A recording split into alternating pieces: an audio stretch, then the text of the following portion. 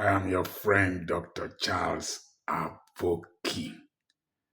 We can't shout here, we can't talk too loudly because the environment is very serene and quiet. They thank God for a bright weather. I had to sit and face the sun because today the day is bright and fair. Oh, happy day, the day of joy. You remember that song? When you see sunlight like this in these countries, you treasure it. At least the place is warm. Um, I was in central London yesterday, and I noticed some few things. Number one, there were a lot of tourists from different countries. Number two, I didn't notice lots of Nigerians in the streets. And when I inquired, I was told that they were at work. And the truth of the matter is that Nigerians didn't come here to play. And lots of Africans that came here, they didn't come here to play. I was discussing with one of my young men that I taught in the Sunday school at Aba. He was telling me that excepting you're a high-class professional, you don't you don't go to church to share testimony that you had a visa to the UK. For some, it's something else. But the reality of the matter is that this place requires hard work, strategic thinking, delayed gratification. You need to follow the rules. There is no shortcut to greatness here. In fact, these guys work. And from the way I see the system, unless you're able to develop some level of entrepreneurship, like the person I bought some items from, she was from Albania.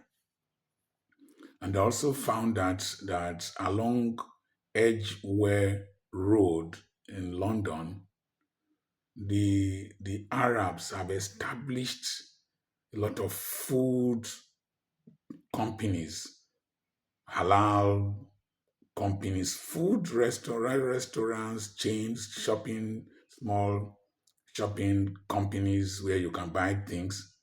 Thank God we bought a goosey soup and pounded yam from a Yoruba shop, a Nigerian restaurant run by a Yoruba lady who grew up in Ibadan. The truth of the matter is that you will feel safe here, things work here, things are orderly, but they are expensive. If you want to enjoy your life here, don't convert to Naira. I came with a domiciliary account ATM, and I was able to pay for my purchases using the ATM. If not, if you start converting to Naira, boy, your brain will explode. The next thing is that if you're not careful, you will enter a vicious cycle.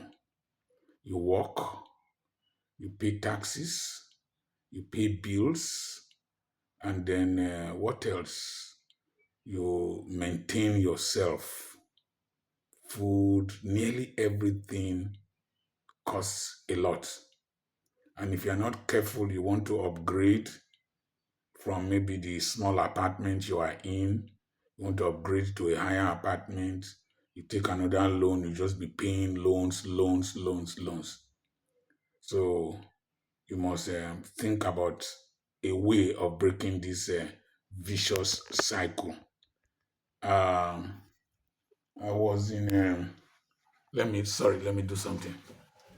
I was in the underground train. I was in the underground train, and I saw a massive crowd. were packed like sardines, and packed like sardines, and it was terrible. And I could see on the faces of nearly every person in that train some degree of tension, some degree of tension. There was stress, tension of the pressure of living in an urban area. Maybe the suburban areas might be more like this place where I am is very calm. I could see some degree of tension and pressure and maybe anxiety for the future. I didn't see really joyous people,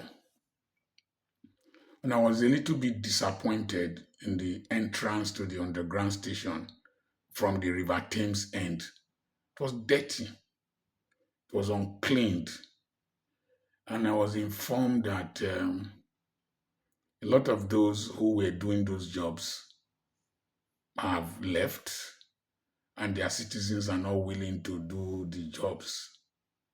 So I was very disappointed in the in the degree of neatness of the entrance to the train station. But everything was computerized. Money, you scan you pay, put your ticket inside, the gate opens. There is no Baba Ejo in London. Baba Ejo, one, Oseme Biko or Namuku Biko Mere Mebere, there is none. The thing has no human face. It is just a system that is designed to work without looking at any person's face. And the odor in that train, the congested train, was very bad. People were smelling. And I was told that some of them take their baths twice a week or once a week. And you can't blame them really. The temperature is so cold, and some of them might not have heating facilities. But the smell was terrible. The compression was terrible. You see, if we have a functional country, we have security, we have good education like the one we received for our children, we have good health facilities, and we have good roads, water, basic amenities.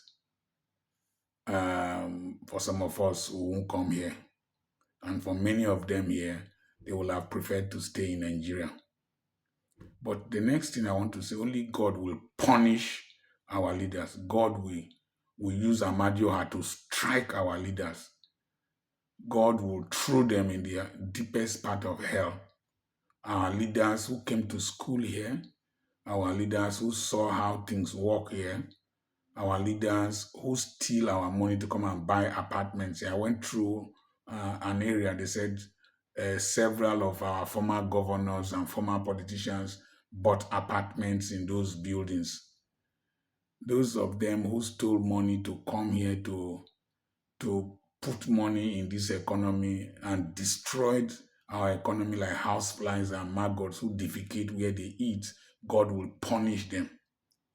Any person that has seen how things work here and they cannot go back and build a good nation, God will punish them.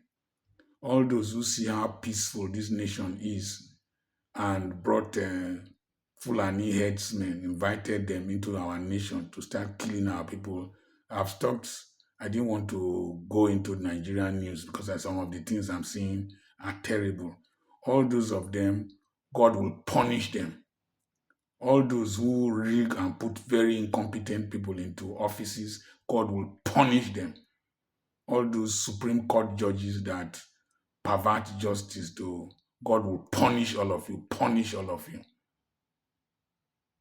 You bring your children here and you destroy Nigeria, God will punish you. It's a very sickening thing to see that we have an organized society that people come to, go to Dubai, go to US, go to Canada, and you destroy our country. God will punish you. The money you stole, God will punish it in your system. And the vex, so the vex. So anyway, I'm Dr. Charles Apoki. Whether you like me or not, if you don't like me, now you sabi. If you hate me, God bust you. Mumu.